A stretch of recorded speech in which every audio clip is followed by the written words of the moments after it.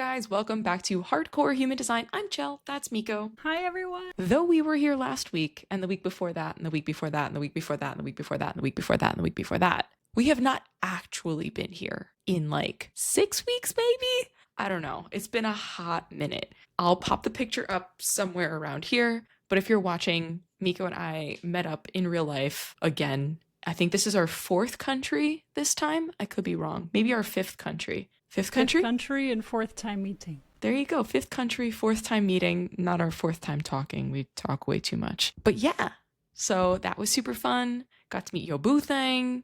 I've already met David, and that's just a vibe. And we got to explore Hawaii, which is a gorgeous state. And now we're back in real life. Miko's neck is exposed, meaning that it's warm in Spain, and I am bundled up, meaning that it's cold as shit in Australia. So all of that to say is we are back. This is as live as it's going to be for this week. And what's up, dude? Well, thank you for the intro. And yes, it was so amazing meeting you again offline. And when you said state to Hawaii, I was like, wait, no, that's a completely different country. I mean, that's what it felt like. I know it's part of America, but it definitely didn't feel like it. Dude, no, definitely not. It felt like island vibes. Like the plants looked like how they do here, but the birds were far less aggressive than they are here, which was quite nice. Yeah, and we took a crazy hike through a rainforest in Kauai, and while we were walking through it, mentioning or connecting it back to Australia, we were like, if we would be doing this in Australia, we wouldn't be doing this because there would be poisonous, dangerous animals out there, and here in Hawaii you're really safe, up to the point where we saw a tree that was kind of more or less caged in, and it had a huge sign on it. That was halfway through the track, by the way. They had this tree that was black, and it said, "Black Death, danger, do not touch." And I was like, well, by this point, I've touched every single tree on my way here. Why would they say it now? So from that point onwards, we were very careful which trees we would touch, but we did have to touch a few of them so we wouldn't fall and slip and trip and break something. But that was quite an adventure, but at least no poisonous or dangerous animals out there. Poisonous, no dangerous animals. But guys, let me tell you, going on a hike with a photographer, homegirl stopped like every 5 seconds. She's like, snap, snap, snap, snap. Ooh, under this bush, around this bend. Snap, snap, snap, snap. A little bit of off-roading. Snap, snap, snap, snap. The lighting in Hawaii is a photographer's dream. I have to say, if you haven't been to Hawaii and you love photography, go there. It's breathtaking. So that was one hike up to a beautiful waterfall. And a couple of days before that, we also hiked to a volcano that was active like a couple of days before we got there. I'm kind of happy that it didn't explode when we were there because that would have been kind of scary, but it was pretty cool. It was. So yeah, one more thing that I would like to mention. On our last episode, the should I have kids? I don't know if you saw that, but we got a thumbs down. And I'm not saying that that's bad or anything, but if you leave such a thumbs down, how about you tell us why? We would love the positive criticism. I'm just going to take it as positive criticism or positive feedback or something, just to tell us what we could have done differently. Why did we get a thumbs down? I'm not taking it personal at all, but I just love to know. I just love to know. What's your opinion on it? Girl needs to know why, guys. Girl needs to know why. Yeah, because we want to improve, we want to grow, and to me, that's part of it. Don't you agree? Well, how do you feel about that? Wouldn't you like Thumbs to know? down? I think that's just a schmuck who doesn't like us, and it's fine. I know not everyone's going to like me, and I'm not for everyone, so it is what it is. Yeah, but even then, leave it in the comments below. You can do it, guys. Tell us. Boo Boo Tay Tay said it correctly. Haters gonna hate. Know what I'm saying? Yeah, I know what you're saying. Cool. Okay, well now, back to environments. I don't think we even told them about it. But we did talk about different environments in Hawaii, so that was a really good segue that we didn't say intentionally. So jump on take us into this environment discussion. Have you ever walked into a space and immediately felt at ease, or conversely felt restless and or uncomfortable? Because this is what we're going to be talking about today. So there are certain environments that feel really good and others that just won't resonate with you. But have you ever asked the question, why? I mean, sometimes it's very obvious because maybe it's super dirty and you like it clean, or it's messy and you like it tidy, or it's just really designed in a way that doesn't resonate with you. But according to human design, there can be more to this. And before we jump into how you can arrange your environment in a way that maybe resonates better with you or that feels more aligned, we want to first break down the structure as to how one should or can work with their human design. We always speak of this, but the first step is always listen to your strategy and inner authority. So follow your strategy, listen to your inner authority. If you don't know what that is, check out our first few episodes where we talk about this. I think it's episode 2 and 3, but you will find it. It's in a playlist on our podcast on YouTube and Spotify. You will have to just scroll a little bit down, and any other platform, I don't know, but we're streaming there as well, but I'm not aware of how they function. So the first thing, strategy and inner authority, because everything else falls into place when you follow that. However, if you do want to take it a step further, you will have to take a look at environments, because there's like a hierarchy that just evolves through human design. And the hierarchy is that you will need to figure out what is the right environment for you, what feels good to you, where do you thrive, where do you have the energy. And then you can work on your physical body, aka your diet. So of course, that's not just the diet, there's also exercise, but everything will fall into place when you're in the right environment. And I have to speak from my own experience here, because I've traveled so much in the world, and I can see when I'm able to keep up my routine and when I'm not able to keep up my routine, or when I'm able to keep up a healthy diet and when I'm not able to do that. And before knowing human design, I was like, why is that? Why is it that in some countries I'm craving the right foods and the right nutrition? It's not just foods, it's also everything that nourishes you. So it's information, it's teachings, it's, I don't know, anything that you can learn or absorb or take in, movie shows, podcasts, all of that. And there are areas and places in the world where I was like, yeah, I just want to nourish myself with things that actually fill me, and other areas or places that I binged watched or listened to things that weren't filling me. So it really, to me, I felt that a lot, that when I was in India, for example, I was eating fruits and vegetables. I don't know, I could have just lived on my morning fruit bowl with my grated coconut, mango, banana, some really yummy honey tasting like fruit that I still don't know the name. I just pointed to it and I was like, can I have this please? And some melon, and I don't know, it was just a delicious fruit bowl, and I could have eaten that day in, day out. Have you had this experience as well? Yeah, I'm experiencing it right now in my not ideal environment. It's not great, let me tell you. I've experienced a positive environment. I think New Mexico was that. I felt like I could lean more into like my hippy dippy there. New Mexico was really fun in that regard. I don't know so I went to school in Providence in Rhode Island. I don't know if that was a healthy environment. I mean, I was 21 and working a ton in addition to going to school. So I don't know if that was a healthy environment, but I felt like that city taught me something. I think it was a for then me city, but I think most recently I felt more aligned in Germany than I do here. Like for sure. Yeah. And I think some of it had to do with our physical location of where we were. And we'll get a bit more into the different environments in just a sec. But my environment, I think, aligned very well with the physical location that we were in addition to the community that I was around. And no, I could not speak German very well, but I feel like I had more community there than I have here. I feel very isolated here. Very interesting. But yeah, guys, long story long, environment makes a significant impact on what your potential is and like what you're putting into it. You can choose to eat garbage food. We're just going with the nutrition theme, but like you can choose to eat garbage food regardless of where you are. If you're in an environment, actually being in Hawaii was dope. Like there, we didn't eat out every night, like at all. Like we cooked at home probably like 5 of the 7 nights we were there. Truthfully. And that was really cool. But also I wanted to get up in the morning and go for a run. Like I wanted to take part in it. And here, it's not just because it's cold, but like I have to like really force myself to be physically active here, which is very interesting. So I think that there is some validity to that. And the other time I felt that was in the Virgin Islands. So I wonder, this is probably a whole different discussion, but you could probably lay this on top of like astrocartography and like super hone in on your ideal environment, on top of your ideal environment, you know?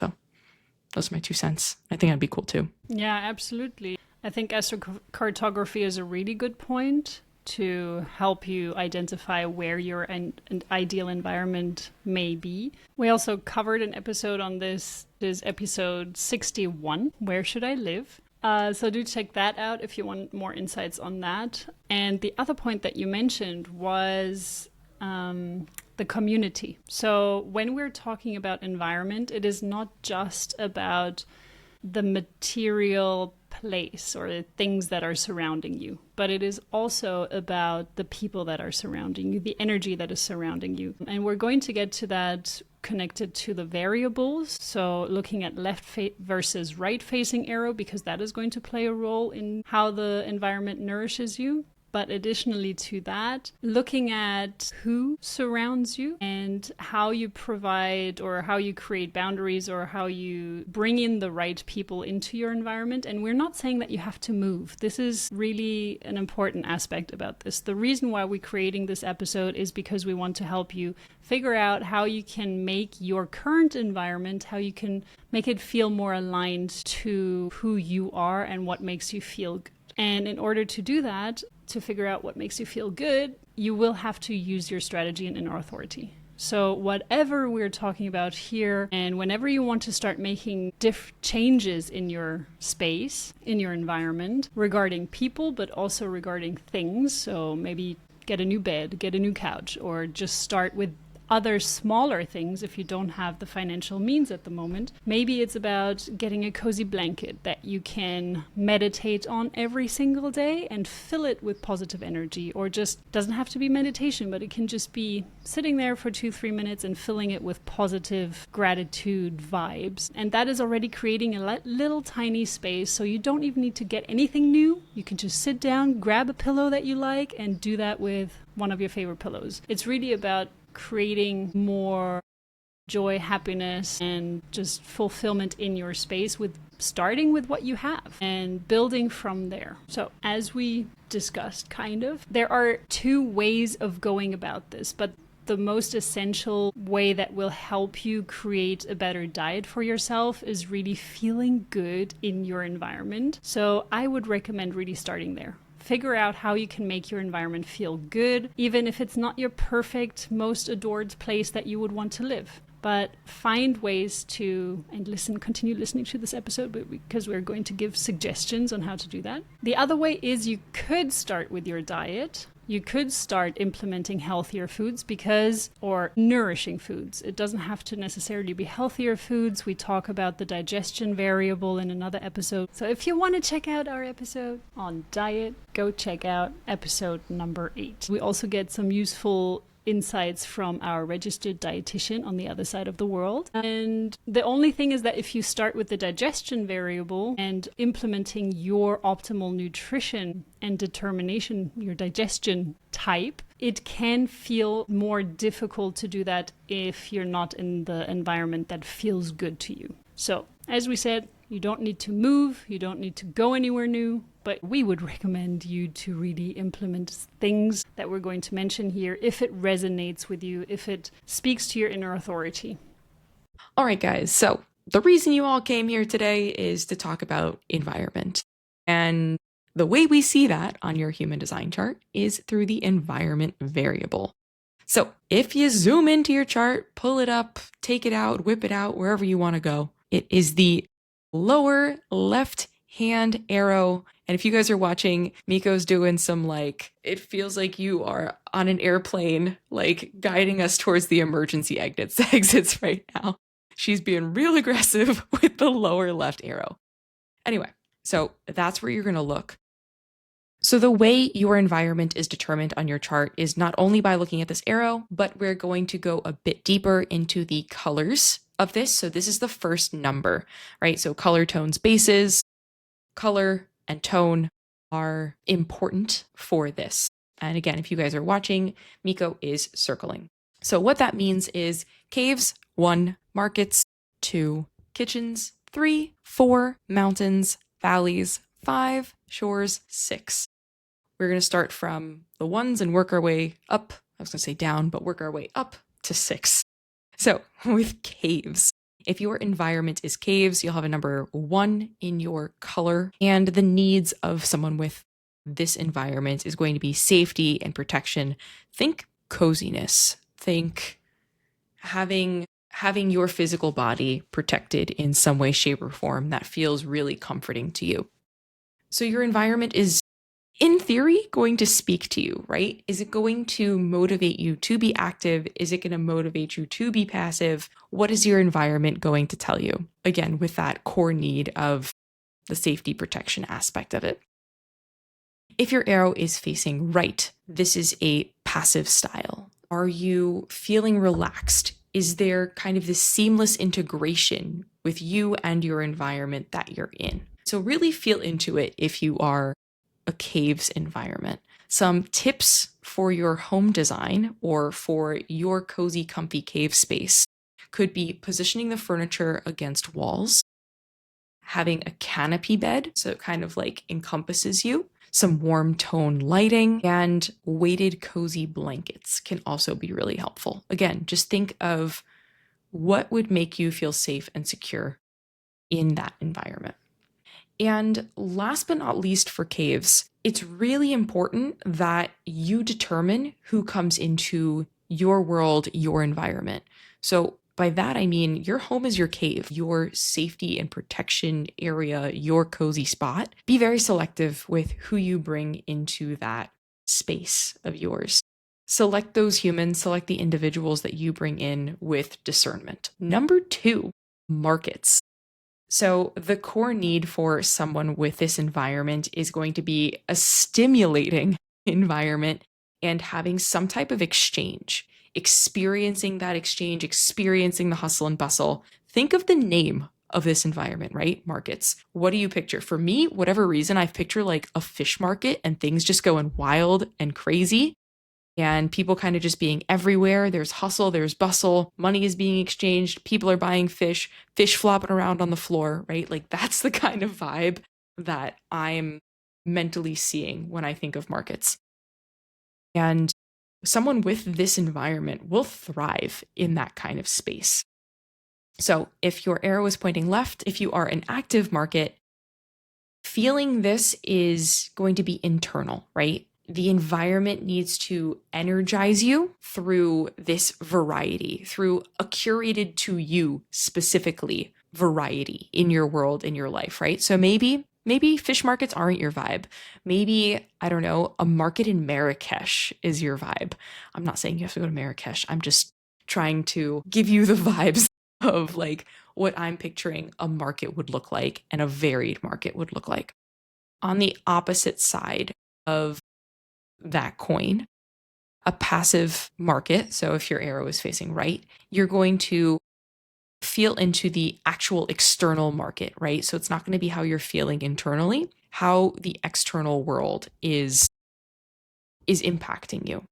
So is the environment going to relax you through that organic diversity, right? So it's very different. Think of active as wild and crazy fish market, Marrakesh, versus an external passive market where I don't even have a good example for that, but a more mellow environment where there's still exchange happening, but it is done more organically, less hectic, and really feeds your soul in a different way. And there's still a bunch of different things happening, right? But feeds your soul in a more relaxed tone. So to create this at home, think of creating some distinct zones in your home, right? And maybe this is like your living room has a specific vibe, your office has a specific vibe. If you live in a studio apartment, maybe you have like different corners and sections with different vibes. If you have the ability to rotate decor seasonally, this could be really fun to mix it up so that you're visually stimulated, your environment changes, and even being able to incorporate some global elements, right? So maybe you did go to that market in Marrakesh, or maybe you did go to a market where they sold seafood and other decor that looks like fish. Hang that up on your wall, like bring those global elements into your home. And also, it's really important to find the right people to exchange that information with. So not every environment, not every interaction is going to be the interaction for you. Who lights you up? What people in your world are engaging and are going to either excite you or relax you in that environment? So I find this is a really great point because here we're talking about having distinct zones.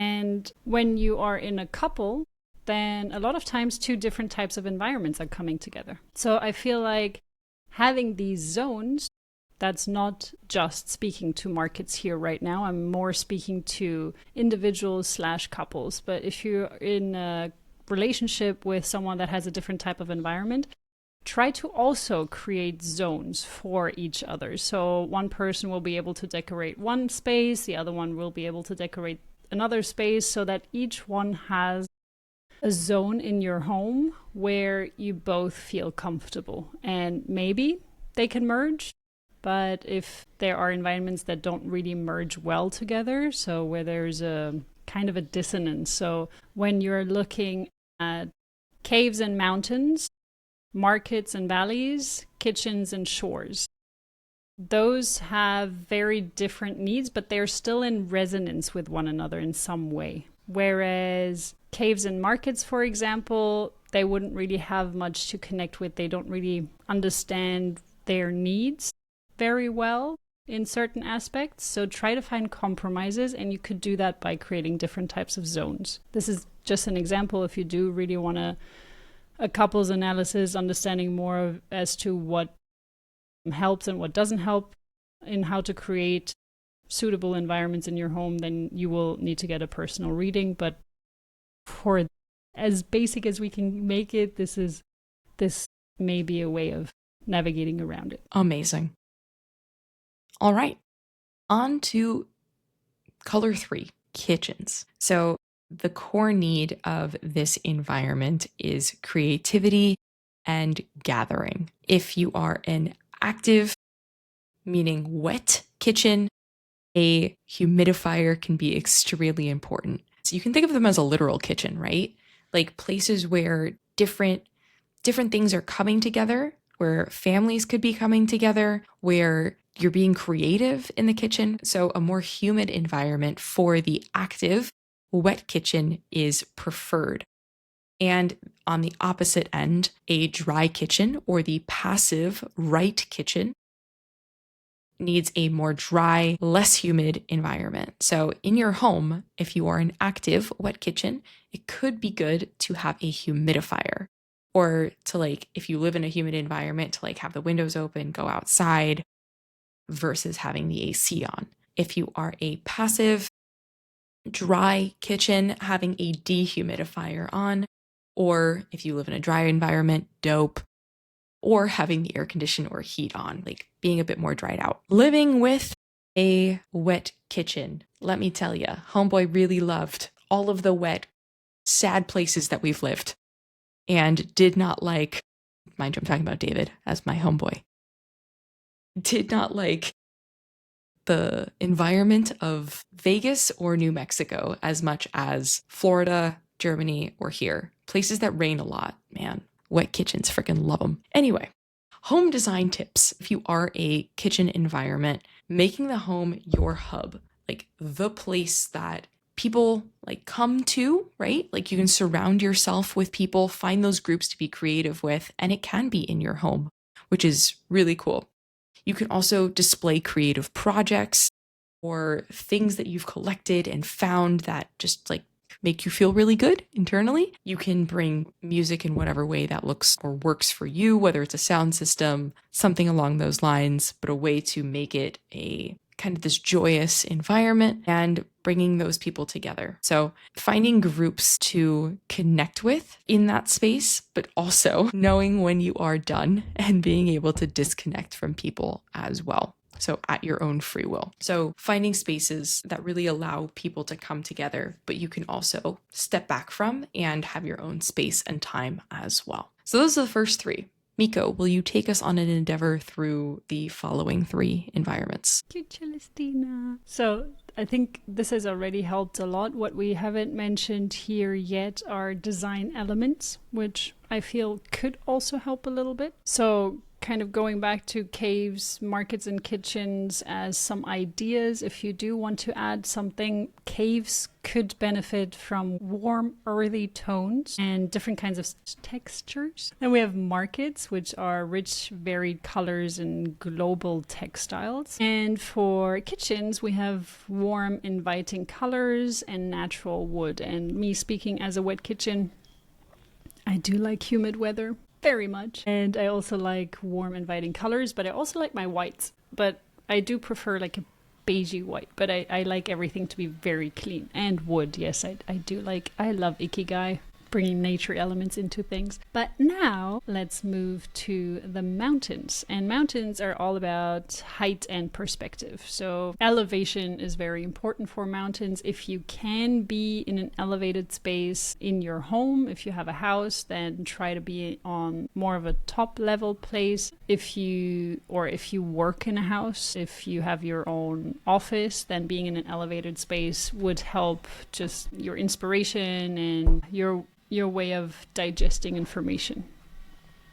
So height, important, perspective, important. So mountains often love to have a nice view from an elevated perspective, be able to see more than just a house wall, for example. If you're living in a space where you're faced with having the other building right in front of your face and you can't see anything below that, behind that, then it may feel a bit daunting to you. If you are not able to move, then maybe just hanging up images of mountains or open spaces can be very, very helpful. So just having landscapes from above, maybe even the whole world, seeing the whole planet. That may be a bit too high, but you know what I mean. Just add some elements in there which make you feel like you're able to see from a higher perspective. As a mountain, you will either have a left-facing arrow, which is active, or a right-facing arrow, which is passive, and that is connected to an active mountain often really literally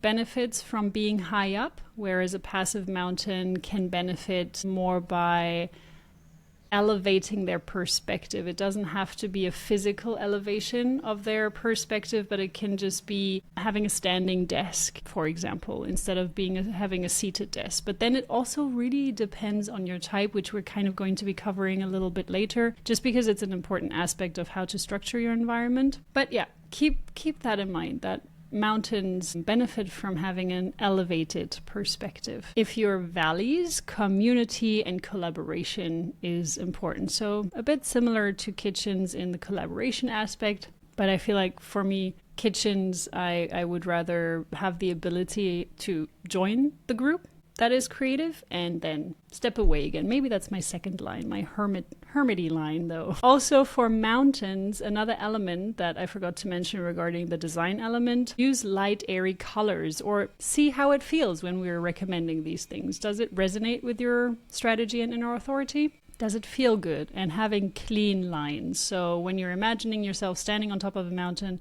everything is very clear. There's not much clutter because you can't see every little detail of those trees, of those mountaintops on the other side of your view, of that lake. You don't see every ripple of the waves. So yeah, keeping it clean, light, airy. For valleys, you have the aspect of sound that becomes very, very important. So make sure that you are creating an environment where you have sounds that feel good to you. Some will love hearing that water splash from your water installation. Others will get annoyed if they just hear that all the time in the background. Have a sound system that you enjoy. Especially if you are a wide valley, then you will prefer most of the time having sounds coming from further away. If you're a narrow valley, you will prefer wearing headphones or even having headphones that are numbing the sounds.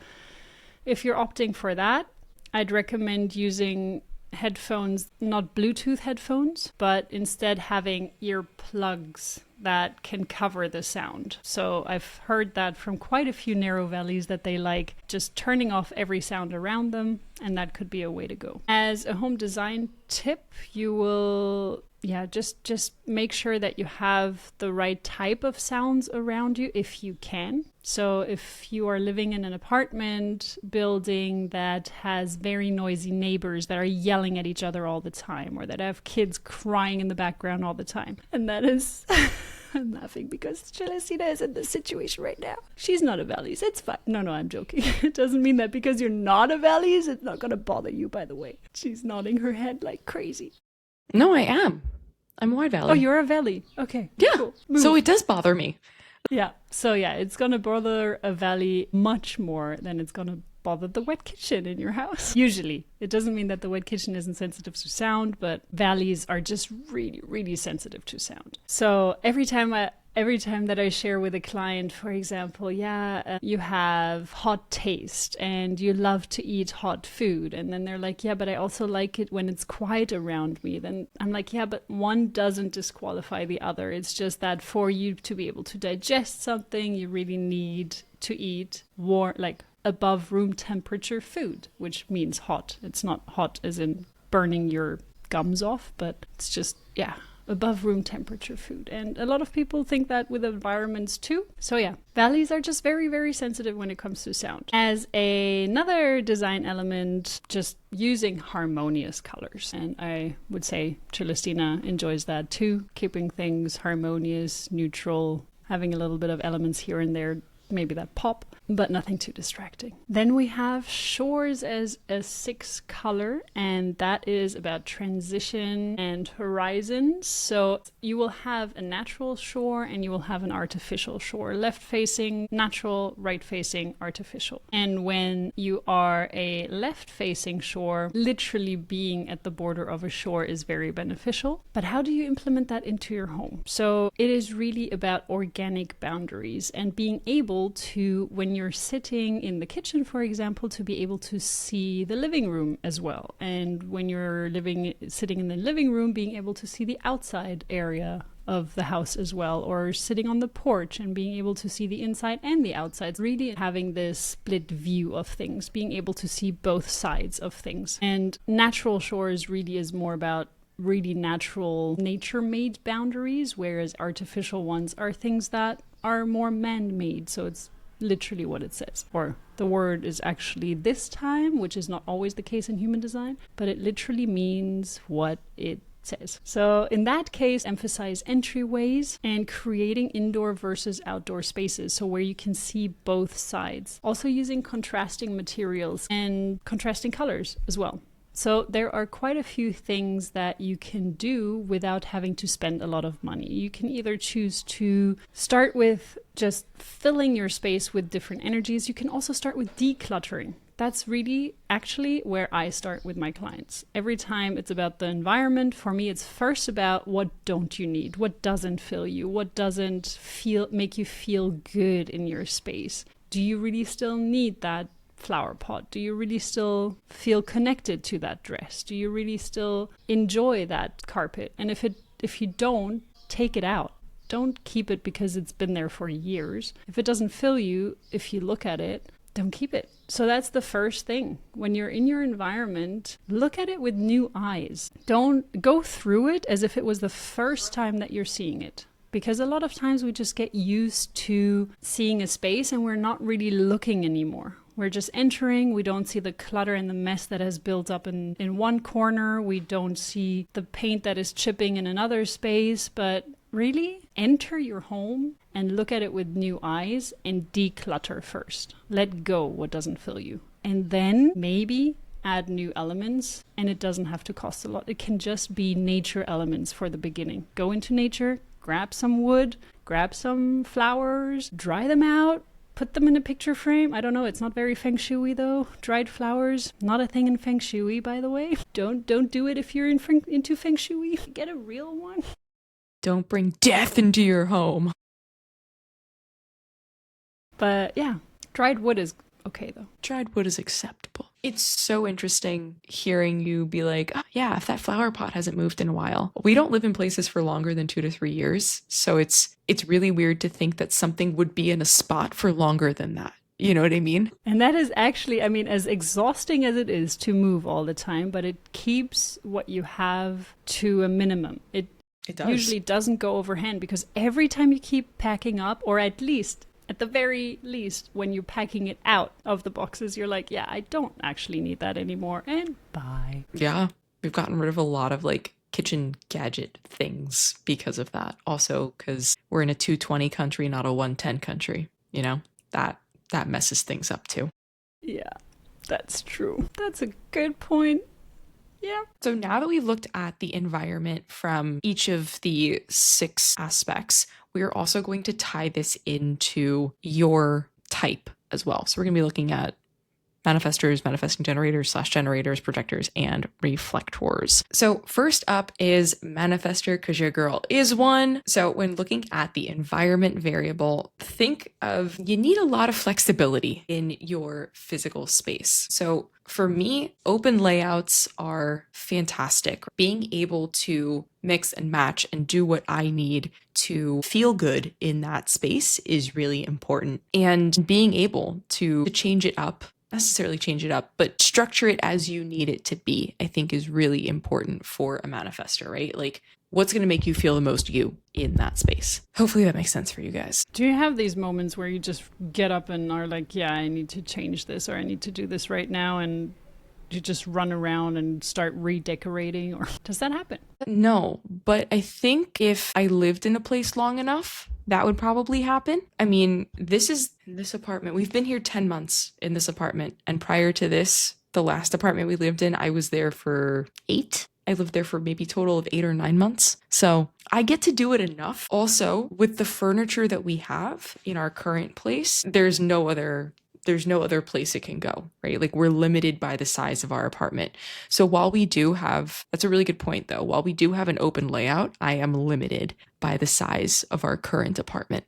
And even in Germany, we had a fairly large apartment. I don't know how many square meters it was, but it was a weird shape. So only certain things could go in certain places. You know what I'd love? I'd love to live in a loft. That's where I'd probably move things around and like have fun with it, you know? But it would still have to have floor to ceiling windows. And that's my non-negotiable. Yeah, I love that too. As a direct light, like, that is my non-negotiable. Okay, we got way off track there.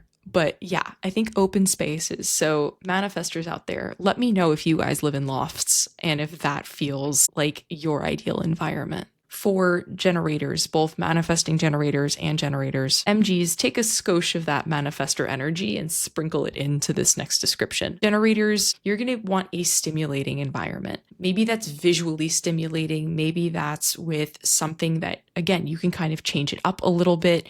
Maybe you change out the rugs to different colors. But monotony in your environment is going to trigger frustration. And that's not at all what you want as a generator type, right? So if you can keep your environment stimulating, and again, we discussed this earlier, maybe it's through music, maybe it's through visuals, maybe it's through bringing people in who really enliven you, right? There's a variety of different ways to do it. But if you can focus on making your environment stimulating, that's going to be super helpful.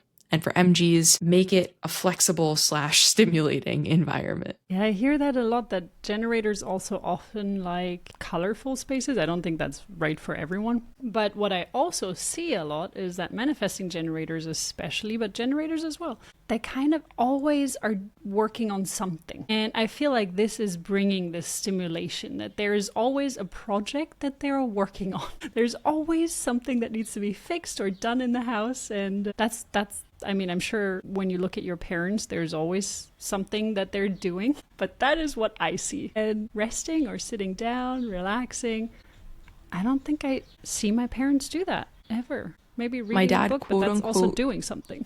My dad, quote unquote, meditates sometimes. By that, I mean he falls asleep in his chair. Yeah. Okay. I don't think you're supposed to be snoring when you meditate.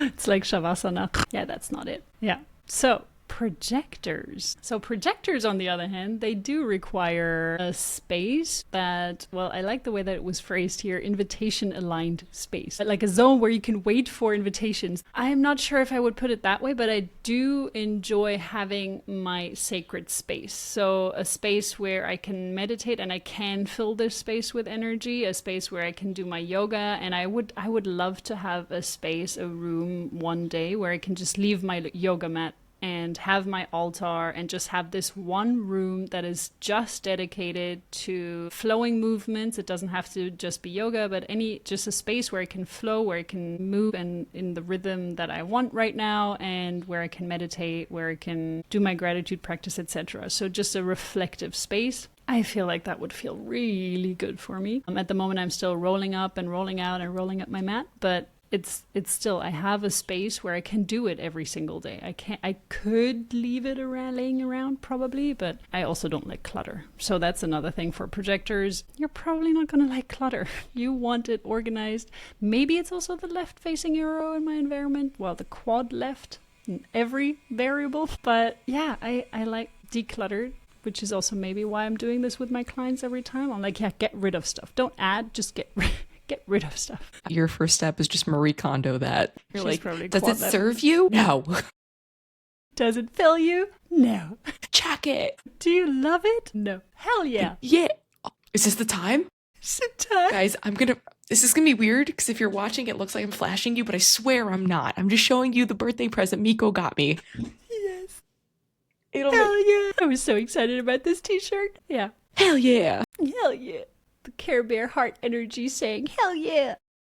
So good. Sorry, you were talking about reflectors. Sorry, guys. The 1% out there, I didn't mean to mitigate this discussion. I'm so sorry. So as a reflector, but also for any other type, if you're extremely sensitive to energies, the reason why getting rid of things that don't make you feel good, that don't fill you, that don't make you feel like you love it and you really cherish it, is because everything carries an energy. Especially if you're a reflector, make sure that when you do choose to buy something secondhand or when you do choose to buy something from an antiquity space, this is filled with energies. So make sure that you're using your strategy and inner authority to really feel into it. It doesn't mean that you don't have to buy it, but what can happen with the reflector is because you need 28 days approximately to figure out if something feels right for you, if it really is for you, or even longer, that you may acquire it and you may look at it throughout the next 28 days and be like, yeah, does it feel right? Do I still like it? Do I still resonate with it? And after the 28 days, you may actually feel like, yeah, no, that's not for me. I don't want it. I don't need it. And then you don't have to throw it away, and also everything else that I mentioned, it's not about throwing away everything. It's just about also maybe giving it away, maybe selling it. So there are many options. I didn't mean to say that you should throw everything into the bin because there are places you can give it to. People will be happy to use your things. My thoughts on secondhand things? Dude, secondhand things come with ghosties. I'm not about that.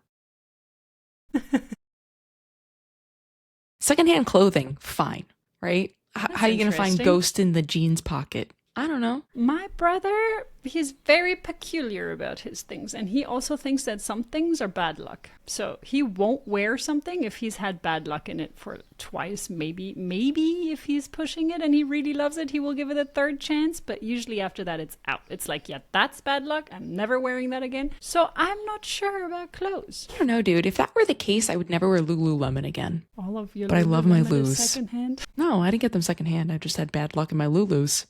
Different pairs, but I've had bad luck in my Lulus. I think I just happen to wear them a lot. Could. And statistically, things happen. That's my brother's theory, and I think it's a silly theory. I don't think it's a silly theory, because if I'm telling you to cuddle a pillow, and to fill it with gratitude, other people can fill their clothes with bad juju. But I don't think it's in clothing, is what I'm saying. I think it's in like dresser drawers that are like 300 years old that have acquired some ghosties. That's what I'm trying to say. Okay, cool. Well, I think in the end, everything you believe, you truly, generally believe that's your reality, which is a positive for your Lululemons. Yeah. some like ancient beds. I've heard of ancient beds being ghosted. That's what I'm trying to say. Houses are normal, but furniture is a little bit of a weird one.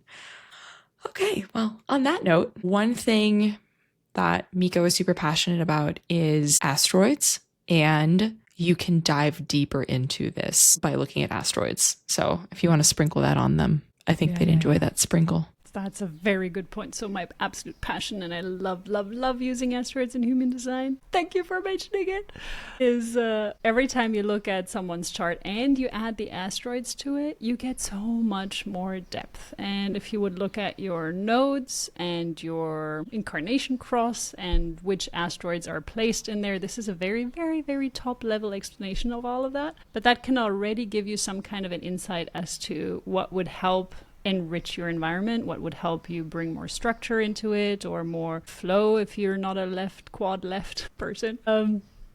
So asteroids can be extremely helpful for routine building or just energy increasing elements, and you would have to know where to look, but we did want to mention that just because it's such a beautiful thing to incorporate. And looking at some clients that have helped create structure or create habits and routines, more like it doesn't have to be structured, but create habits and routines that are filling them using asteroids. They give you so much. I supported someone telling them, okay, try to meditate more with crystals in your hand and being more in nature for someone else, connecting with birds for someone else because of the asteroids that are placed in their chart. And yeah, it's just a beautiful additional layer to all of this. And on top of that, even looking at the transitions. So just because you feel comfortable and good in one environment right now doesn't mean that this environment is going to resonate with you a few years down the line, because there is transition happening, there is growth happening, there is movement happening within you, and you either align more or less with who you are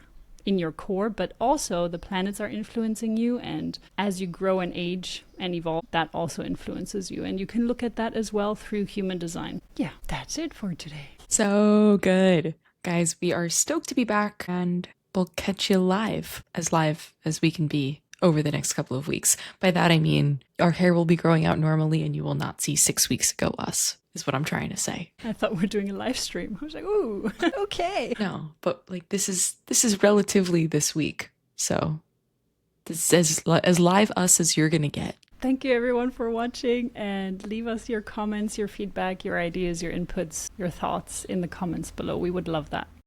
Tell Miko if you leave a thumbs down. Yes. She's really PO'd, guys. Tell her. No, I'm not PO'd. I just want to know. There you go. Just curious. Just want to know. Don't do it, but if you do, tell us why. Exactly. I like that. I like that. Yeah. Preferably don't, because it does pull us down, but, well, not energetically, but just on YouTube, I mean. All right, guys. Okay. Toodles. Bye, everyone. Hardcore, the Human Design Podcast.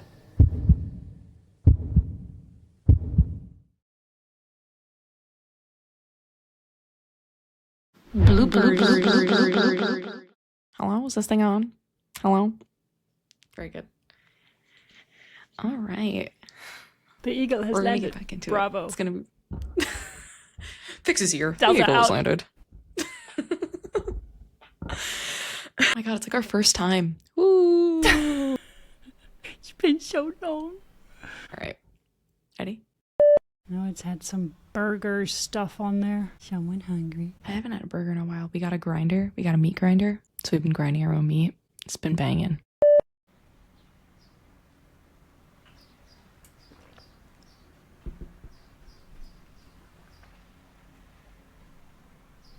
You gonna go? I was singing The Fresh Prince of Bel-Air in my head. As you do. It just hits you out of nowhere. I don't know why that was in my head, but we were there. It comes. It's you know. Have you watched the movie Inside Out? I think. The new one? No, I haven't. No, the first one. The old one? Maybe like 6 or 7 years ago. They have one memory that they keep popping back up, and it's the gum ad from I don't know, and it just keeps playing, and she's yeah.